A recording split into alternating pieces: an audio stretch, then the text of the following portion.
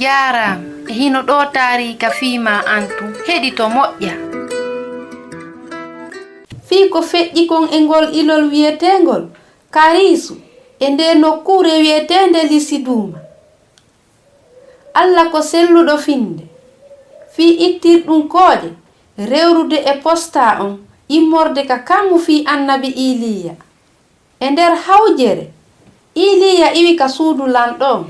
Hunde wotere no laaɓi o hanano nennade sabu o lanɗo mo hulata Allah huway no wawiri fof fii no warira annabi Iliya. Kanko Iliya non o hulata sabu himo andi wondema Allah ko selluɗo finde. O accitatamo Allah dalani annabajo makko on no laaɓiri. Iliya iwɗo fewta funnange suuɗoɗa e ngol ilol wongol e nde nokkure wi'etende Keyreji ɗon a wawai yarude ka ilol mi yeɗete kadi ñamete. Hara hiɗa andi ko honno Allah waɗirno ɗum? O neli kayaji ko addanamo tewu e bireedi kanko annabi Iliya.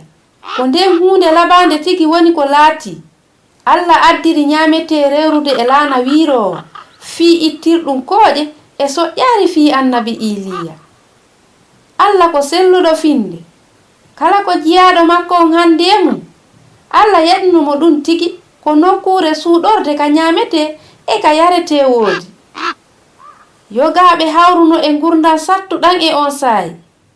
Hari ndiyam ala, soñetaake, ñamete ala. Ka lannode hay ilol wongol ngol e nde nokkure wi'etende Karisu sakkitori yorude. Ɓay ɗum waɗi Allah holli annabi Iliya laawol go ko yo yahu ka wi'ete ɗon Lisiduma. Ɗum ko ka keerol. Ko natata ka saare o tori debbo on. Okkoran ndiyam yareteɗam e huntere bireedi. E nder ninse debbo on daarimo o yewtirimo hawa yomuka. Mi ala ñamete ko sariyare condi farim mi mari ko koppiwal am e ko londe an ɗo.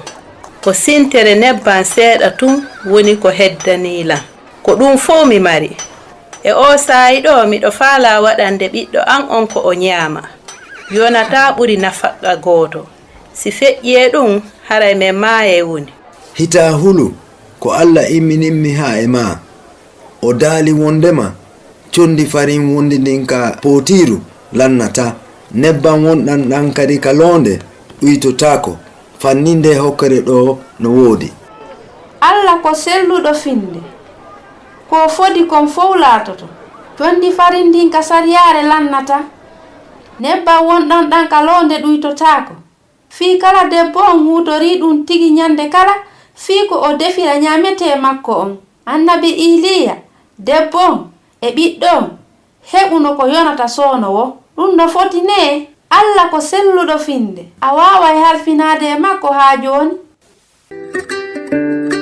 Ko Husainatu wonno e yewtude mi weltanike ma fii ko heɗitiɗa kon hiɗen e saayi.